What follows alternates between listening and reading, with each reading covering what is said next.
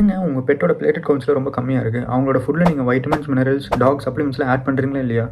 என்னங்க எனக்கு ஒண்ணுமே புரியல. அதுதானப்பா எனக்கும் புரியல. கண்டிப்பாக நீங்கள் இந்த பழைய போரிங் தயிர் சாதமும் அதில் டேஸ்ட்டுக்கு கொஞ்சோண்டு சிக்கனும் முட்டையை ஸ்கிராம்பிள் பண்ணி போட்டுருவீங்க. கரெக்டாக? ஒத்துக்கிட மனசு இல்லைனாலும் அதான் நேசம். நான் சொல்ல போகிற இந்த ஃபுட் ஐட்டம்ஸை கண்டிப்பாக உங்கள் பெட்ஸோட ஃபுட்டில் நீங்கள் மிக்ஸ் பண்ணி கொடுக்கணும்.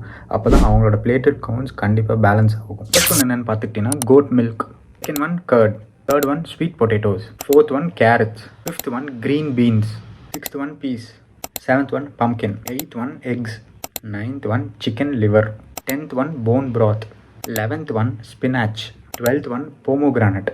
இந்த லாஸ்ட் ஒன் என்னென்னு பார்த்தீங்கன்னா fish oil supplements, omega-3 omega-6 கண்டிப்பாக ஆட் பண்ணணும். பிளேட்லெட் லெவல்ஸ் கண்டிப்பாக பேலன்ஸ்டாக இருந்தால் மட்டும்தான் அவங்க இன்னொரு டாகுக்கு பிளட் ட்ரான்ஸ்ஃபியூஷனோ இல்லை பிளட் டொனேஷனுக்கு கண்டிப்பாக ஹெல்ப்ஃபுல்லாக இருக்க முடியும்.